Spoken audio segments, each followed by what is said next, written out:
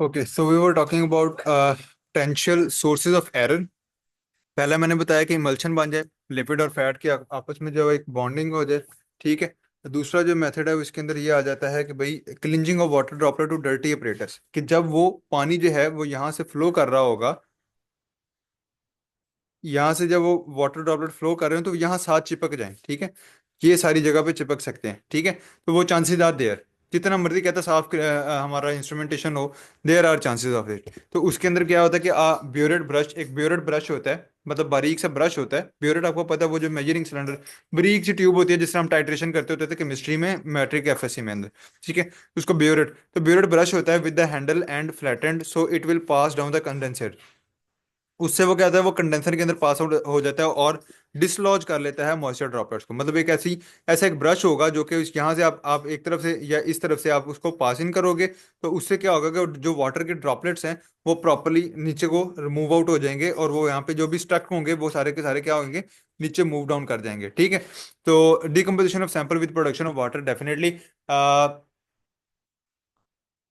As in पीछे वाले methods के अंदर हमने बात की कि कार्बोहाइड्रेट की डिकम्पोजिशन हो सकती है ड्राई ओवन मेथड के अंदर। सारे मेथड पीछे जितने हमने देखे कि जो 70 डिग्री से ऊपर जाएगा उसमें चांसेस हैं कि उसके अंदर जो है वो कार्बोहाइड्रेट की डिकम्पोजिशन हो सकती है। ठीक है। तो इनमें भी क्योंकि ये भी 70 डिग्री से ऊपर जा रहा है तो इसमें भी chances are there of carbohydrate decomposition. ठीक है। तो इसमें फिर क्या किया जाएगा, इसमें अब फर्दर ऑन ये देखा जाएगा कि भाई अगर तो विजिबल है, अगर तो कार्बोहाइड्रेट की डिकम्पोजिशन के साइंस सामने आ रहे हैं, कोई कलर चेंज, कोई कंपोजिशनल चेंज है, कोई आपको स्ट्रक्चरल चेंज नजर आ रही है, कार्बोहाइड्रेट की डिकम्पोजिशन के चांस विजिबल है, तो आप इस रिएक्शन को छोड़ दोगे वहीं पे और अल्टरनेटिव मेथड इस्तेमाल करो। और अगर नहीं है तो आप इस मेथड को कंटिन्यू कर सकते हो। देन है हमारे पास केमिकल मेथड्स हैं। केमिकल मेथड्स के अंदर हमारे पास क्या आता है, कार्ल फिशर टाइट्रेशन मेथड। इसके अंदर हम क्या करते हैं कि it is use to determine the moisture content of food that have low water content. मतलब ये ज्यादा एक्यूरेट है, ऐसे फूड सैंपल जिनके अंदर बहुत कम वाटर कंटेंट होता है, ड्राई फ्रूट्स हो गए, वेजिटेबल्स हो गई, इनके अंदर हम निकालने के लिए वाटर कंटेंट को कार्ल फिशर टाइट्रेशन मेथड इस्तेमाल करते हैं। रैपिड है, एक्यूरेट है, और इसके अंदर कोई हीट इस्तेमाल नहीं होती। ठीक है। इसमें क्या किया जाता है, involve the reduction of iodine by SO2 in the presence of water. Sulphur dioxide के जरिए आयोडीन की रिडक्शन करवाई जाती है। अब it is based on the following reaction, हमारे पास पानी है, सल्फर डाइऑक्साइड है, I2 है, मतलब आयोडीन है। तीनों चीजें मिलके जो है वो रिएक्शन शो कर रही हैं। तो डेफिनेटली जितना रिएक्शन होगा इसका मतलब है हर रिएक्शन में आपको दो पानी के मॉलिक्यूल चाहिए। ठीक है। तो जितना फार जितनी आगे तक रिएक्शन जाएगा वो बताएगा कि भाई कितने पानी के मॉलिक्यूल थे। ठीक है। HI is colourless, I2 is dark reddish brown colour, brown in colour. तो मेजरेबल चेंज आपको किस तरह पता लग जाता है, भाई क्या होगा कि पहले उसका एक स्पेसिफिक कलर होगा, I2 का एक स्पेसिफिक क्या कलर है, डार्क रेडिश ब्राउन कलर है। ठीक है। जब आपका रिएक्शन चलता जाएगा तो मजीद से मजीद HI यानी कि हाइड्रोजन आयोडाइड जो है वो प्रोड्यूस होते जाएंगे और कलर, ये HI क्या है, कलरलेस है, ये है रेडिश ब्राउन। तो जितना ज्यादा कलर चेंज आया उतना ज्यादा जो है उसके अंदर क्या है, मॉइस्चर लेवल था। ठीक है। तो ये केमिकल मेथड के अंदर इस तरह से पता किया जा सकता है। बाद में आप कलर को कंपेयर कर सकते हो या कलर डिफरेंस को कंपेयर कर सकते हो और उससे आपको अंदाजा हो जाएगा कि भाई इसके अंदर जो है वो कितना वाटर मौजूद था। बाकी समझ। तो ये रिएक्शन होना था, इसमें पानी इस्तेमाल होने थे हर रिएक्शन के लिए। हर आयोडीन के मॉलिक्यूल के लिए दो पानी के मॉलिक्यूल लग रहे थे। और जितना HI मजीद प्रोड्यूस होता जाएगा उतना कलर जो है वो उस मिक्सचर का जो है वो कम होता जाएगा। पहले उसका कलर डार्क रेडिश ब्राउन था, जैसे जैसे पानी, जितना ज्यादा पानी होगा उतना ज्यादा कलर कम होगा, क्योंकि उतना ही ज्यादा हाइड्रोजन आयोडाइड जो है वो प्रोड्यूस होगा। कार्ल फिशर टाइट्रेशन मेथड के दो मेथड हैं, वॉल्यूमेट्रिक टाइट्रेशन और coulometric titration. Volumetric titration procedure is appropriate for sample with moisture content greater than 0.03% से ज्यादा अगर मॉइस्चर हो तो उसमें आप वॉल्यूमेट्रिक टाइट्रेशन करते हो। Iodine and SO2 in the appropriate form are added to the sample in a close chamber protected from atmospheric moisture. Iodine को, सैंपल को और सल्फर डाइऑक्साइड को आप एक क्लोज चैम्बर में रख देते हो जिसमें कोई भी बाहर से कोई भी मॉइस्चर जो है वो इंसर्ट नहीं हो सकता। The excess of I2 that can not reach react with water can be determined visually. इसमें आप जो है वो आयोडीन जो बच गई है, मतलब जो तो रिएक्ट कर जाएगी वो तो कलरलेस करवा देगी, जो आयोडीन बच गई रिएक्शन चैम्बर के अंदर उसके कलर से आप अंदाजा लगा लोगे कि अच्छा इतनी आयोडीन बची हुई है, इसका मतलब है इतना प्रोटीन है। ठीक है। ओ सॉरी, इतना मतलब आपने टोटल अगर 10 ग्राम डाली, एज्यूम कर रहे हैं कि 10 ग्राम या 10 आपने ग्राम डाली, और बाद में जब रिएक्शन का एक स्पेसिफिक टाइम गुजर गया, आपको दोबारा से 2 या 3 ग्राम मिल गई, तो इसका मतलब 7 ग्राम इस्तेमाल हुई है। उस 7 ग्राम की बेस पे आप देख लेते हो कि अच्छा इसमें कितना मॉइस्चर होगा। ठीक है, तो ये मैंने एक एग्जांपल दी है, 10 ग्राम डाल के और 7 ग्राम निकाल, मतलब 7 ग्राम इस्तेमाल होगी, 3 ग्राम बची पीछे, इसका मतलब 7 ग्राम इस्तेमाल हुई है। 7 ग्राम के हिसाब से फिर आप मॉइस्चर डिटरमाइन कर लेते हो फॉर्मूला में लगा के। कॉलीमेट्रिक टाइट्रेशन क्या होती है कि जिसमें लेस देन 0.03% से जो है ना वो कम टेम्परेचर होता है, even the temperature that is parts in parts per million, यानी कि बहुत कम मॉइस्चर जिनमें हो, उनमें कॉलीमेट्रिक टाइट्रेशन की जाती है। In this method iodine is electrolytically generated 2I into I2, मतलब फ्री आयोडीन ऐड किया जाता है और उसको आयोडीन में कन्वर्ट किया जाता है, साथ में 2 इलेक्ट्रॉन निकलते हैं जो कि आगे मॉइस्चर को टाइट्रेट करते रहते हैं। मतलब इसमें डायरेक्ट I2 नहीं जा रहा, इसमें जा रहे हैं 2 फ्री आयोडीन के मॉलिक्यूल, और वो आगे पहले उनको आयोडाइड में कन्वर्ट कराया जाता है, यानी कि I2 में, और I2 जो है वो आगे फर्दर रिएक्शन परफॉर्म करते हैं। The amount of iodine required to titrate the moisture is determined by the current need to generate the iodine. तो जितनी जो है ना वो हमें मतलब आगे जितनी डिमांड आगे है आयोडीन की रिएक्शन के लिए, उतनी ही आयोडाइड पीछे से जो है वो जनरेट, मतलब the amount of iodine required to titrate the moisture is determined, कितनी आयोडीन रिक्वायर्ड है, ये डिटरमाइन करेगा कौन, जितना आयोडीन आगे रिक्वायर्ड है। ठीक है, मतलब पीछे से हमने फ्री आयोडीन कितनी देनी है, ये डिपेंड करेगी कि आगे आयोडाइड कितना, आयोडीन जो है रिएक्शन के अंदर कितना इस्तेमाल हुआ है। ठीक है, ये समझ आ गया chemical method.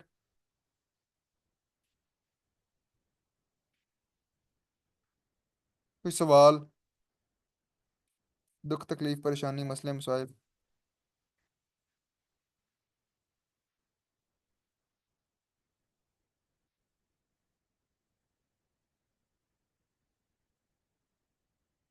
Physical method, electrical properties of water are used in dielectric method. अब आगे फिजिकल मेथड आ गए हैं। अब फिजिकल मेथड के अंदर क्या होता है कि इलेक्ट्रिकल प्रॉपर्टीज वाटर की यूज की जाती है in the dielectric method to determine the moisture content of certain food by measuring the change in capacitance और resistance to an electrical current pass through a sample.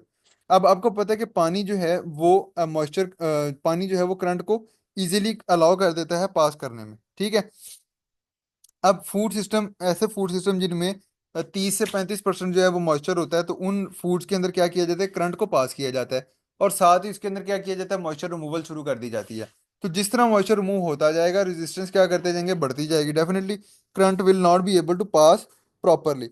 Moisture content determination in dielectric time meter is based on the fact that dielectric constant of water is higher than that of most solvent. Dielectric constant का मतलब क्या होता है? Dielectric constant का मतलब ये होता है, हाई होने का क्या मतलब है, हाई होने का मतलब ये है कि पानी की कैपेबिलिटी है कि ये बहुत ज्यादा एनर्जी, ठीक है, ये बहुत ज्यादा करंट जो है ये पास कर लेता होता है नॉर्मल टेम्परेचर पे देन मोस्ट अदर सॉल्वेंट, मतलब ये जल्दी से आयोनाइज हो सकता है। ठीक है, आयोनाइज होगा तो जल्दी से क्या कर लेगा, करंट, सॉरी आयोनाइज नहीं होगा, करंट अच्छे से पास कर सकता है, हाई होने का मतलब ये। The dielectric constant is measured as an index of capacitance. As an example, the dielectric method is used widely for cereal grain. Its use is based on the fact that water has a dielectric constant of 80.37, where starches and protein found in cereal have dielectric constant of 10। बहुत complete ही नहीं हुई, मतलब क्या बताऊं मैं। दो चीजों के डाइलेक्ट्रिक कंपोनेंट को कंपेयर किया है, भाई किस तरह किया है, क्या मेथड है, कुछ नहीं पता, सिर्फ कंपेयर किया है। अजीब।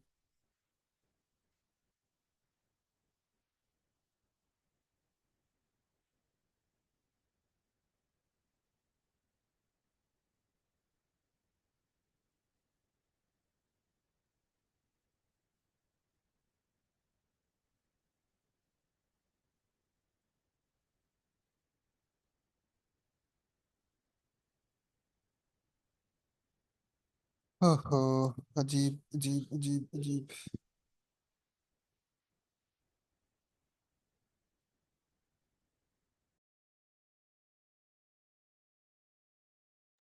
सॉरी, इंटरनेट था।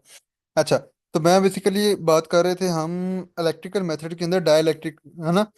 तो सिंपल अगर हम इसको देखें तो इट कम्स लाइक कि आपका जो वाटर है फूड सैंपल के अंदर उसका डाइलेक्ट्रिक कांटेंट ज्यादा है। डाइलेक्ट्रिक कांस्टेंट कांस्टेंट का मतलब ये होता है कि बेसिकली मैं आपको पहले बता था कि ये ज्यादा अफेक्ट करता है इलेक्ट्रिकल फील्ड को, ठीक है, कि अगर करंट पास किया जाए तो इसमें ज्यादा अच्छे से पास कर लेगा, ठीक है। उसकी निस्बत जो सीरियल्स हैं उसका डाइलेक्ट्रिक कांस्टेंट होता है ड्राई सीरियल का, ठीक है, ड्राई मैस का जो है वो कितना होता है 10। तो आप कंपेयर करते हो कि अगर सीरियल्स के अंदर आपने इस मेथड के जरिए मॉइस्चर एनालिसिस करना है तो नॉर्मली उसका 10 होता है। अगर वो 40 है तो इसका मतलब है उसके अंदर बाकी सारा कहाँ से आ रहा है, पानी है, ठीक है। अगर वो 80 है तो बहुत ज्यादा पानी है, ठीक है।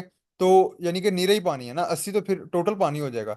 तो इस तरह आप कंपैरेटिव चेक करते हो कि टोटल अगर 100 ग्राम सीरियल्स हैं उसमें अगर उसका डाइलेक्ट्रिक कांस्टेंट 100 ग्राम सीरियल्स का डाइलेक्ट्रिक कांस्टेंट 10 है सपोज, तो ये प्योरली ड्राइड मैटर है। अगर वो 40 है तो इसका मतलब इसमें मॉइस्चर थोड़ा सा ज्यादा है। अगर वो 50 या 60 है उसका डाइलेक्ट्रिक कांस्टेंट, इसका मतलब है इसमें मॉइस्चर और ज्यादा है। तो इस तरह से आप दोनों को कंपेयर करके उसका जो है डाइलेक्ट्रिक कांस्टेंट की बेस पे जो है वो आप बता सकते हो कि जो मॉइस्चर कंटेंट है वो कितना है। Hydrometry. Hydrometry is the science of measuring specific gravity or density. It can be done using several different principles.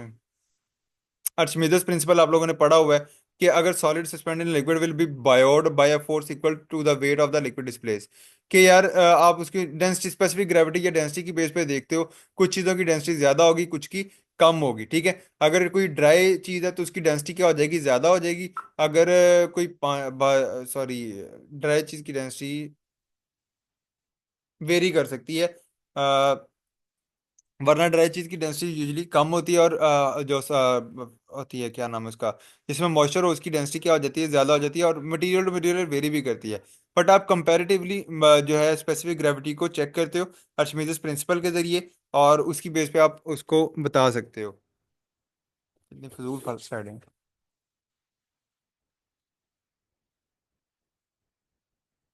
खत्म क्यों नहीं हो रही।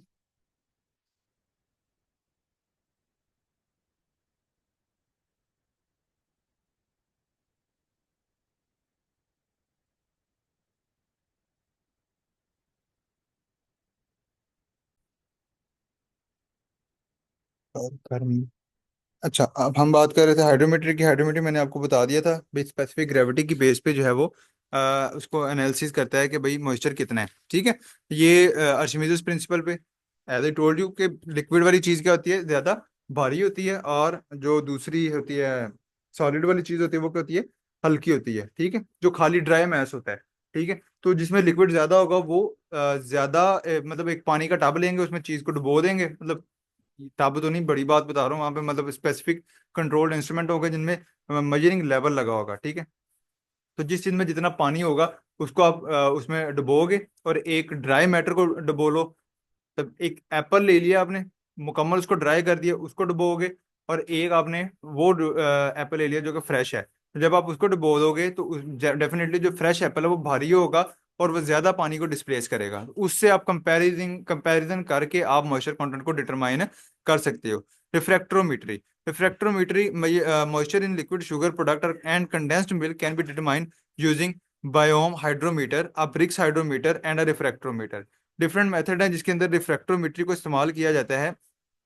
अब इसके अंदर क्या हो रहा है कि देखो जिस तरह आपका कंडेंस मिल्क है, या ये शुगरी प्रोडक्ट्स होते हैं, लिक्विड शुगरी प्रोडक्ट, आपने रिफ्रैक्ट्रोमीटर देखा हुआ है। मैं आपको बताता हूँ। जब आप फूड एनालिसिस सॉरी एफएसटी वाला जो पहले सेमेस्टर में एफएसटी पढ़ते हो, उसमें जब आप कोई जैम या इस तरह का कोई आपने स्क्वैश वगैरह बनाई थी, तो सर इनाम के पास ना एक छोटा सा हाथ में पकड़ने वाला दूरबीन की तरह का एक इंस्ट्रूमेंट होता था, ठीक है। नहीं तो मैं पिक्चर से भी आपको दिखा दूंगा। तो उसमें क्या होता है कि उसमें आप बल्कि मैं आपको दिखा ही देता हूँ।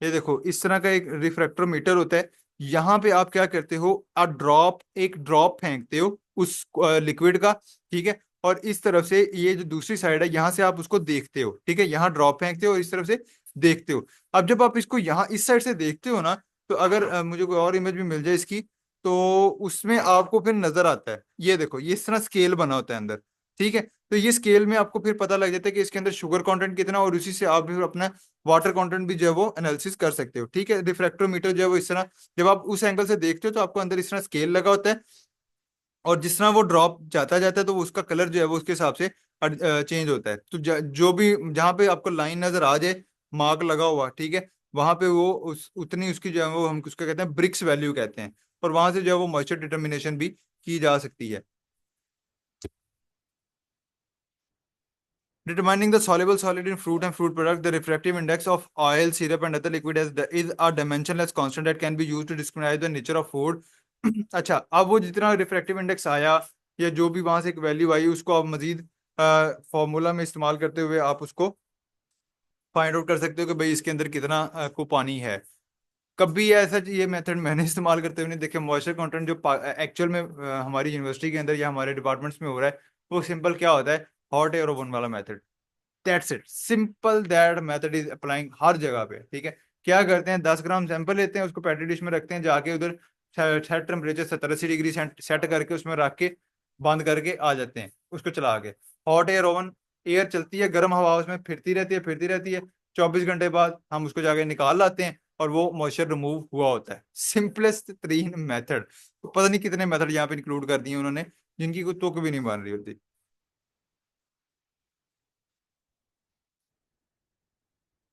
यानी अब आप आई एम स्टन के यहाँ पे किसी मेथड में प्रॉपरली नहीं बताया गया कि कर क्या रहे हैं। ठीक है, ये हो गया, वो हो गया, इसलिए जरूरी है, इसलिए जरूरी है, why, what is the basic of principle, nothing is mention about that. I am just confused.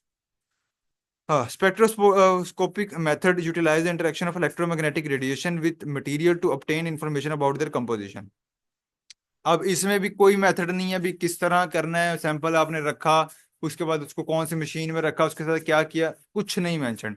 सिर्फ ये बता दिया भाई स्पेक्ट्रोफोटोमीटर में इलेक्ट्रोमैग्नेटिक रेडिएशन काम कर रही है, रिफ्रैक्टोमीटर में हम उसका रिफ्रैक्टिव इंडेक्स की बेस पे काम कर रहे हैं, हाइड्रोमीटर में स्पेसिफिक ग्रेविटी की बेस पे काम कर रहे हैं। किसी में मेथड नहीं है, तो आपको मेथड करने की जरूरत भी नहीं है, बिकॉज ये इस्तेमाल भी नहीं हो रहे होते। मेनली जो इस्तेमाल हो रहा होता है वो हॉट एयर ओवन और ड्राई एयर ओवन, और इस तरह के जो मेथड है जो ऊपर हमने पढ़े हैं वो इस्तेमाल होते हैं। केमिकल मेथड भी बहुत कम इस्तेमाल होते हैं। ठीक है, तो अगर आपने करने हुए तो वो इस्तेमाल होंगे। ये वाले जो है सिंपली सिर्फ इनकी बेसिक्स याद रख लो भी कौन सा प्रिंसिपल है जिसकी बेस पे काम कर रहा है। ठीक है, हाइड्रोमेट्री on the basis of specific gravity, refractometer on the basis of refractive index, and spectroscopic method on the basis of electromagnetic radiations। ठीक है, X ray, UV visible, NMR, microwave, infrared radiation, different radiation की base पे इसको किया जाता है।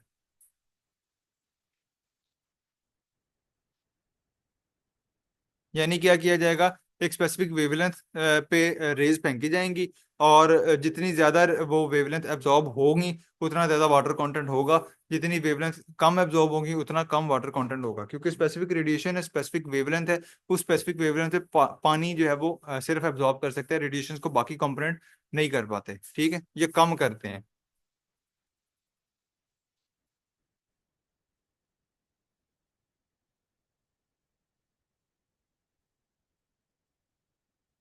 बाकी इनमें सिर्फ ये रेडिएशन की लिखी हुई है कि स्पेसिफिक वेवलेंथ कौन कौन सी इस्तेमाल की जाती है, इंफ्रारेड में, माइक्रोवेव में, और जो आपका फर्दर है DE.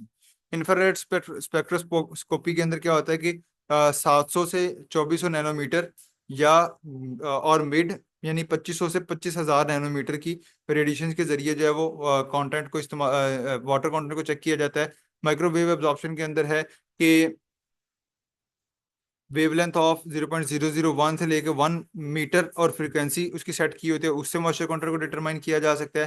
Freezing point when water is added to a food product, many of the physical constant are altered, some properties of solution depend on the number of solute particle as ion or molecule present, these properties are vapor pressure and freezing point can be used to determine the concentration of solute in a solution, the most commonly practiced for milk is the change of freezing point value।